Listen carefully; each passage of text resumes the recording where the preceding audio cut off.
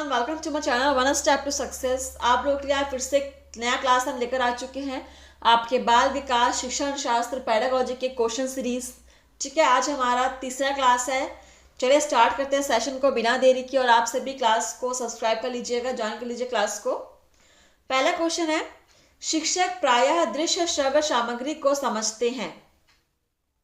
So options है, पारंपरिक शिक्षण का प्रतिस्थापन, कक्षीय परंपरा में मनोरंजक परिवर्तन, शिक्षण के अन्य युक्तियों का प्रयोग, या शिक्षण तैयारियों में समय की बचत। तो शिक्षक जो है दृश्य श्रव्य सामग्री को क्या समझते हैं? चारों ऑप्शंस को पढ़िए और आंसर कीजिए।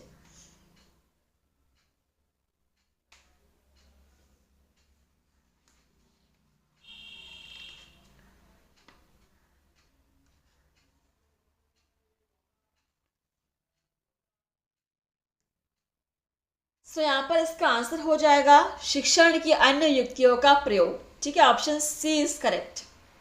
नेक्स्ट है हमारा क्वेश्चन नंबर 39। दूरदर्शन को शिक्षाविद कहते हैं। शिक्षण सामग्री के रूप में महत्वपूर्ण उपकरण, शिक्षण सामग्री के रूप में कक्षा में एक बाधा, कक्षा में शिक्षण के लिए पूर्ण अनुपयुक्त, कक्षा के मनोरंजन की सामग्री। दूरदर्शन को शिक्षाविद क्या समझते हैं?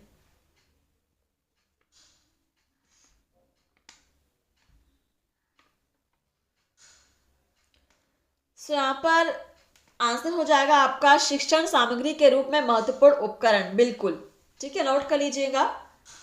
और अगला क्वेश्चन है 40 नंबर क्वेश्चन। एक उत्तम वाचक तथा निम्न स्तर के वाचक में प्रमुख अंतर पाया जाता है। समझे क्वेश्चन को क्या पूछा गया है? ऑप्शंस है, उत्तम वाचक प्रत्येक शब्द से परिचित होता है, उत्तम वाचक अपने सतत वचन के समय एकाध बार रुकता है, उत्तम वाचक वाक्यों में आने वाले कठिन शब्दों के तात्पर्य को सर्वप्रथम समझने का प्रयास करता है, उत्तम वाचक की नेत्र गति प्रत्येक पंक्ति के साथ साथ समांतर रूप से गति करती है।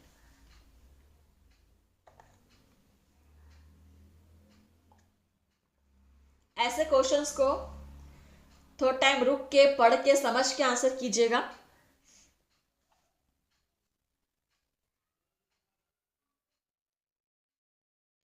तो एक उत्तम वाचक और निम्न स्तर के वाचक में प्रमुख अंतर क्या है? ये अंतर होता है कि एक उत्तम वाचक जो है प्रत्येक शब्द से परिचित होता है। ठीक है, ऑप्शन फर्स्ट यहां पे करेक्ट हो जाएगा। आगे बढ़ते हैं, हमारा क्वेश्चन नंबर है 41 नंबर क्वेश्चन।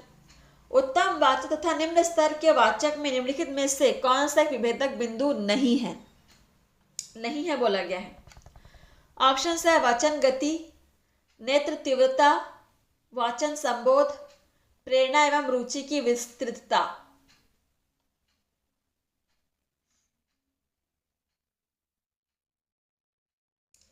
सो यहाँ पे आंसर हो जाएगा आपका प्रेरणा एवं रुचि की विस्तृतता। Option D is correct. ये इन दोनों के बीच विभेदक बिंदु नहीं है। अगला है क्वेश्चन नंबर हमारा 42।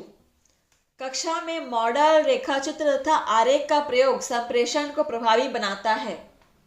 सदैव, अधिकांशतः, कभी कभी या कभी नहीं।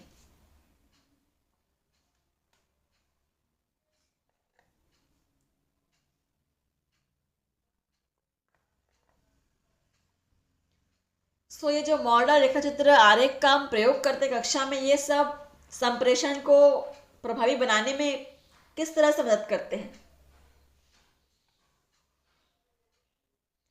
सदैव मदद करते हैं। ठीक है, हमेशा यह प्रभावी बनाता है हमारे संप्रेषण को। Question number 43। कक्षा में शिक्षकीय संप्रेषण निर्भर करता है शारीरिक बल पर, मानसिक आयु पर, अभिव्यक्ति पर, या शिक्षण के रूप में। शिक्षकीय संप्रेषण किस पर निर्भर करता है?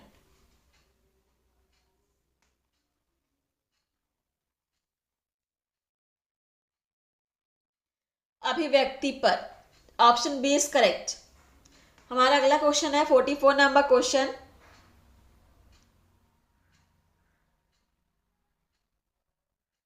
चलिए, भारत में अंग्रेजी भाषा के शिक्षण का एक आधारभूत उद्देश्य बालकों में इस भाषा का व्यावहारिक ज्ञान पैदा करना भी है।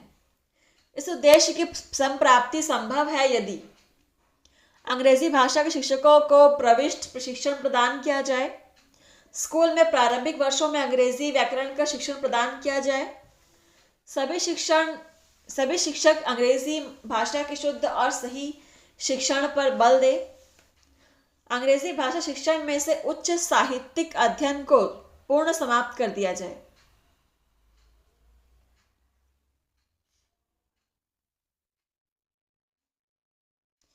समझ लीजिए और उसके बाद आंसर कीजिए।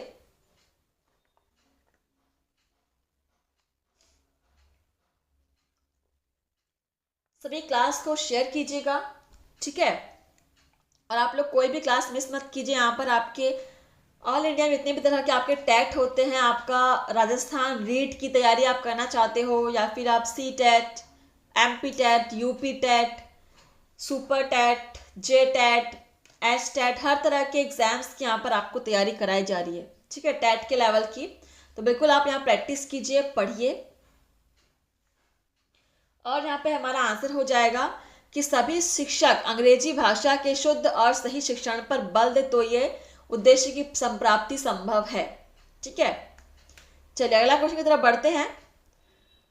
45 नंबर क्वेश्चन है हमारा।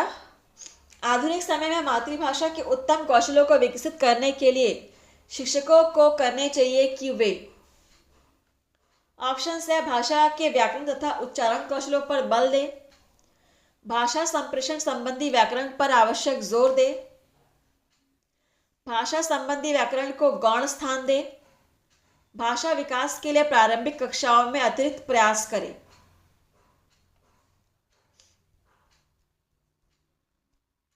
आधुनिक समय में मातृभाषा के उत्तम कौशलों को विकसित करने के लिए शिक्षक को क्या करने चाहिए?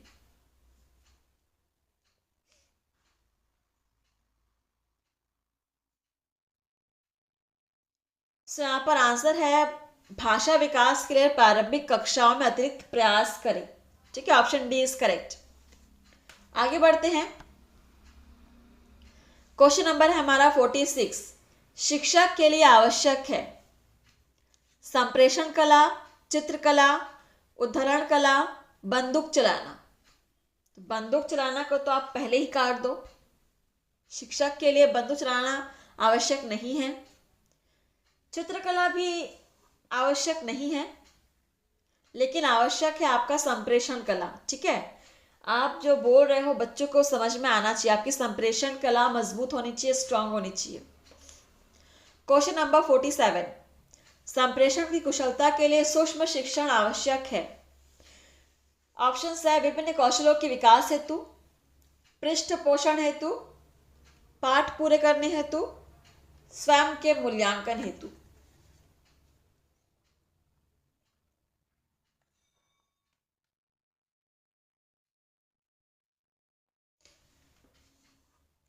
संप्रेषण की कुशलता के लिए सूक्ष्म शिक्षण आवश्यक है, विभिन्न कौशलों के विकास हेतु, ठीक है। सूक्ष्म शिक्षण यानी माइक्रो टीचिंग से बहुत सारे आपके स्किल्स का डेवलपमेंट होता है। आगे क्वेश्चन नंबर 48। सार्थक संप्रेषण से अध्यापक को प्राप्त होता है आत्मसंतोष, सम्मान, यश, अधिक वेतन। आप जो पढ़ा रहे हो बच्चों को आपकी भाषा, आपकी बात समझ में आ रही है, अगर ऐसा हो रहा है कि बच्चे आपकी पढ़ाई को समझ रहे हैं, तो इससे आपको क्या प्राप्त होगा एज अ टीचर? सार्थक संप्रेषण, इससे अध्यापक को आत्मसंतोष प्राप्त होता है कि मैंने जो पढ़ाया है वो बच्चों को समझ में आया है, ठीक है। Question number 49। आधुनिक शिक्षा में इस बात पर जोर दिया जाता है कि लेखन शिक्षण को अत्यधिक रुचिकर बनाया जा सकता है यदि शिक्षक, ऑप्शन है छात्रों को प्राथमिक कक्षा में वर्णमाला का ज्ञान प्रदान करे, छात्र अपने सहपाठियों के साथ भाषा की नकल करे, वाचन के साथ साथ बालकों को लेखन प्रशिक्षण प्रदान करे, छात्रों को अपने अनुभवों को लिखने की प्रेरणा प्रदान करे। तो इनमें से किस विधि के द्वारा शिक्षक छात्रों में लेखन शिक्षण को अत्यधिक रुचिकर बना सकता है।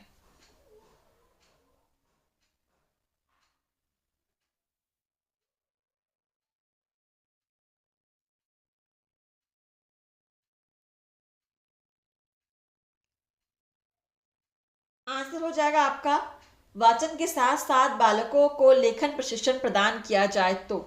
ठीक है, ऑप्शन सी इज करेक्ट।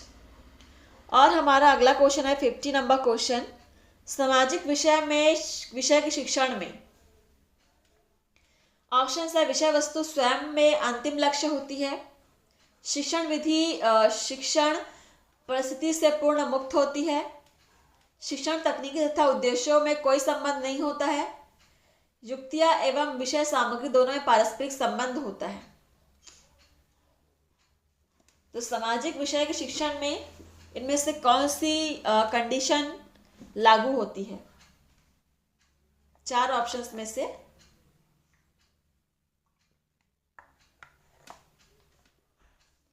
आप सभी चाहे तो क्वेश्चंस को नोट भी कर सकते हैं।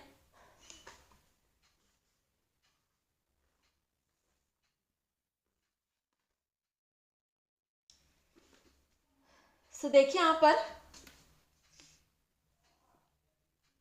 सामाजिक विषय के शिक्षण में युक्तियां एवं विषय सामग्री दोनों में पारस्परिक संबंध होता है। ठीक है, ऑप्शन डी इज करेक्ट।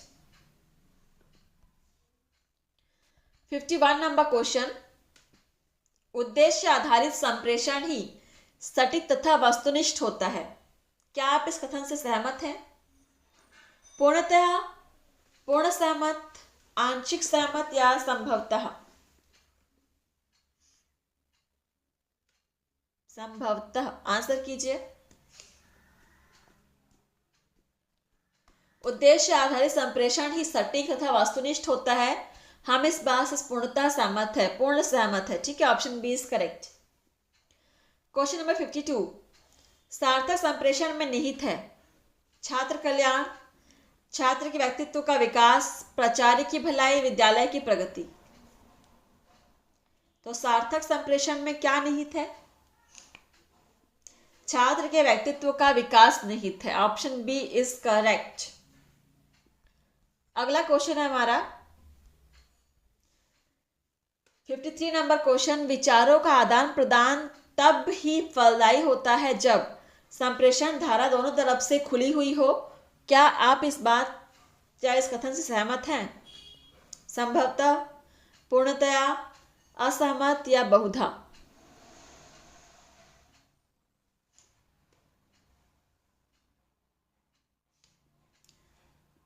विचारों का आदान प्रदान तभी फलदायी होता है जब संप्रेषण धारा दोनों तरफ से खुली हुई हो। बिल्कुल, हम इस बात से पूर्णतः सहमत हैं। क्वेश्चन नंबर 54, जब कभी बुलेटिन बोर्ड का प्रयोग करें तो सदैव ध्यान रखें। ऑप्शन है, इसकी देखभाल के लिए एक छात्र कमेटी का निर्माण किया जाए, इस पर प्रदर्शित की जाने वाली सामग्री ठीक विचार विमर्श किया जाए, प्रत्येक दिन नया प्रदर्शन किया जाए, एक प्रदर्शन के कई पक्ष होने चाहिए।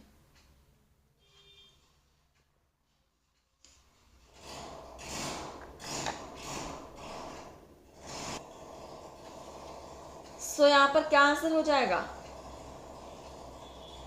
इस पर प्रदर्शित की जाने वाली सामग्री पर ठीक विचार विमर्श किया जाए। ठीक है, ऑप्शन बी इज करेक्ट। और हमारा अगला क्वेश्चन है 55 नंबर क्वेश्चन, शिक्षण एक सहयोगात्मक क्रिया है, निश्चय ही, नहीं, बहुधा, संभवतः? शिक्षण एक सहयोगात्मक क्रिया है, निश्चय ही है, ऑप्शन फर्स्ट इज करेक्ट। अगला क्वेश्चन है 56, संप्रेषण की कुशलता बढ़ती है धन से, अंतःक्रिया से, अनुभव से या प्रशिक्षण से? संप्रेषण की कुशलता बढ़ती है। चलिए, आप सभी क्लास को लाइक कमेंट शेयर करना मत भूलिएगा। ठीक है, तो संप्रेषण की कुशलता बढ़ती है अंतःक्रिया से, option B is correct, note कर लेंगे। क्वेश्चन नंबर 57, सहायक सामग्री, उदाहरण, दृष्टांत आदि के प्रयोग करने से विचार संचार में बाधा उत्पन्न होती है। आप इस कथन से सहमत हैं? पूर्ण असहमत, आंशिक असहमत, पूर्णतया, या शायद ऐसा होता हो। पढ़िए और आंसर कीजिए कि सहायक सामग्री के उपयोग से विचार संचार में बाधा उत्पन्न होती है। नहीं, ऐसा बिल्कुल नहीं है, हम पूरी तरह से असहमत हैं इस बात से। Option first is correct. अगला क्वेश्चन नंबर 58, संप्रेषण या विचार प्रेषण के लिए जो शैली, ढंग तथा विधि अपनाई जाती है वह विचार संप्रेषण के उद्देश्यों पर निर्भर करती है। यह सही है, यह सत्य नहीं है, संभवतः यह सही है, या कभी कभी ही सही है।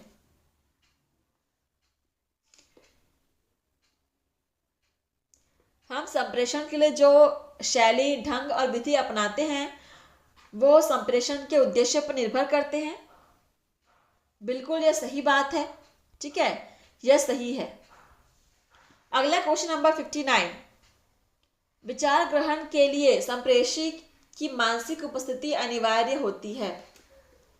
सो इसका ऑप्शंस पढ़ने की जरूरत नहीं है, बिल्कुल यहाँ पर ये सत्य कथन है। Option first is correct. और आज का लास्ट क्वेश्चन, संप्रेषक की वाणी में आरोह अवरोह विचार संचार को उद्देश्य मूलक बनाते हैं। चलिए आंसर कीजिए।